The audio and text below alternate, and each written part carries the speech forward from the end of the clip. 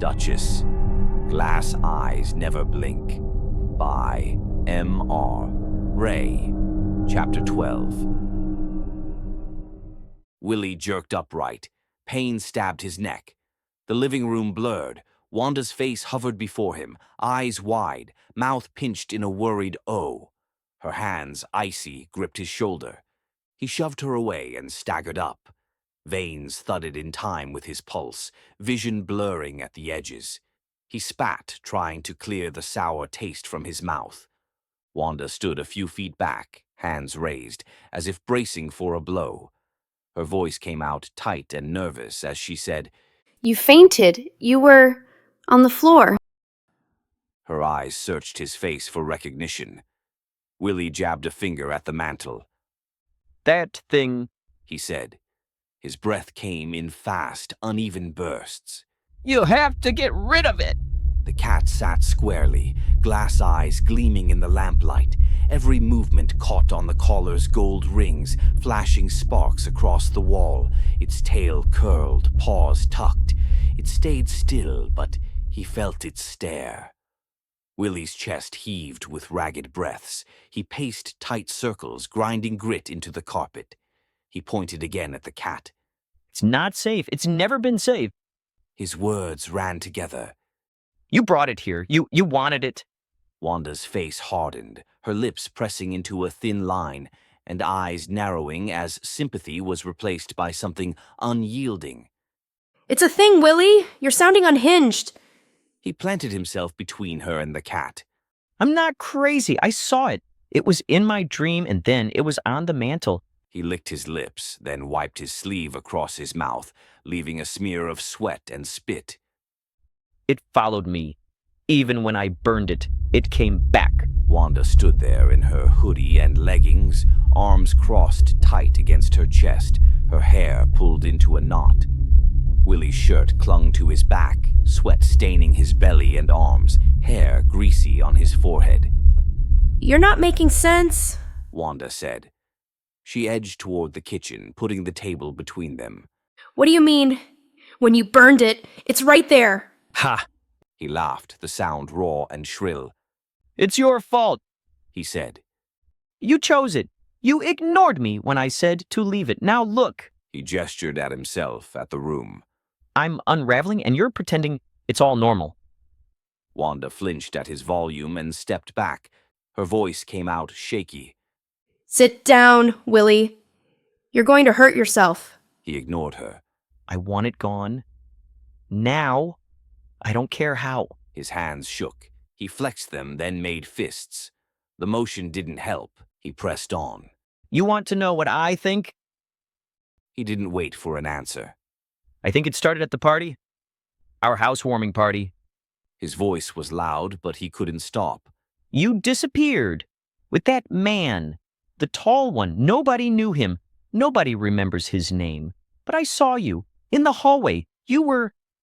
He stopped, the words catching in his throat. Wanda's eyes went wide. "I don't know what you're talking about." He barked a laugh. "Ha! Don't lie. I saw you. You left the bathroom with your face flushed and hair He wild." swallowed. "You wouldn't meet my eyes." Wanda set her jaw. "I went to get drinks. That's all." He shook his head. "You're lying. You've been lying this whole time." "Enough, Willy. I don't have the time to argue about this right now." He stepped toward her. "You want to talk about timing? Let's talk about timing." His voice climbed with each word. "When you told me you were pregnant, you said you were 6 weeks along. But we hadn't." He faltered. "We hadn't since the night we closed. Almost 9 weeks before then." Wanda's face flushed, then went gray. "Stop!" He pressed harder.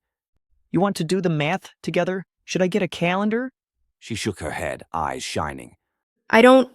He cut her off. "Just say it. Say it wasn't mine." She took a step back, crossing her arms, her body rigid. "You're not well. You're making things up." Her words sounded more desperate than cold. He raised a finger. "Am I? Or are you just scared to admit it?" She glared. You're the one who's scared, Willy.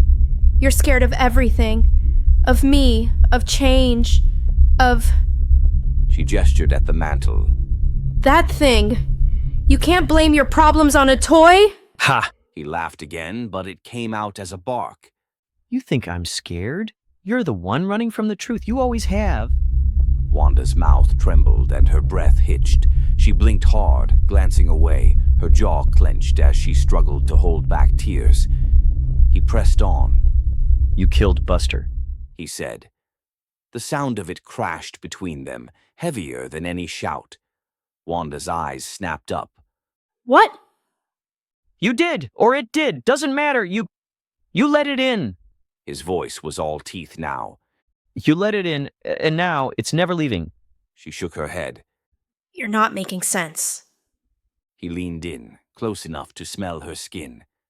You like it, don't you? The way it watches, the way it makes you feel. She recoiled, bumping the table. He straightened, breathing hard. Just admit it. You never wanted me. You wanted something else, something better. Wanda wiped her face, then drew herself up, arms wrapped around her torso. Her voice was flat, stripped of anything soft. I won't do this, She said. I won't defend myself against something that isn't real. Willy laughed, then clamped his mouth shut. He saw the way her hands shook, the way she pressed her arms tight, as if holding herself together. A sound cut through the room, low at first, then louder, a growl, deep and steady. Willy whipped around, searching for the source. The cat sat on the mantel, unmoved, but the noise was there, vibrating through the floor and into his bones. Wanda didn't flinch. Her back was straight and her eyes never left him, her expression set and unreadable. The growl faded, replaced by a sharp hissing, like steam from a broken pipe. It built, filling his ears. He turned to Wanda. You hear that? There's nothing. It's right there. He pointed at the mantel, at the cat, at the room itself. She watched him with lips pressed flat, her eyes narrowed in concern, mixed with fear.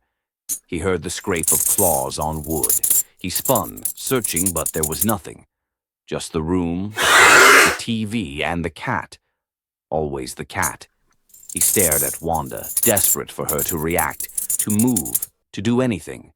She stood, motionless, arms crossed, eyes cold and distant, her jaw clenched tight against any response. The hissing grew louder. He pressed his hands to his ears, but it only got worse. You cheated on me. He shouted. Bringing that thing into our house. It killed Buster. You tried to... His voice failed. You tried to replace me. She flinched, just once. You need help, Willy? He stepped closer. Veins stood out on his neck, skin flushed, sweat pouring down his face. Say it. He demanded. Say you did it. Wanda pressed herself against the wall, tears streaming down her cheeks, her breath coming in shallow sobs. Please, stop! She choked, voice cracking. Wanda's face contorted. She slumped to the floor, knees hugged to her chest, hands covering her face. Her sobs ripped through the quiet. Each breath was a ragged gasp. He stood over her, chest heaving, arms stiff at his sides. He waited for her to stop. When she didn't, he turned to the mantel. The cat was in its spot, glass eyes bright, mouth curved in a tiny smile. The gold rings on its collar were perfect, lined up in a row. He stared at it, waiting for it to move, to do anything. It didn't. The room spun and shapes blurred. Willy covered his ears, anguish twisting his face. He screamed.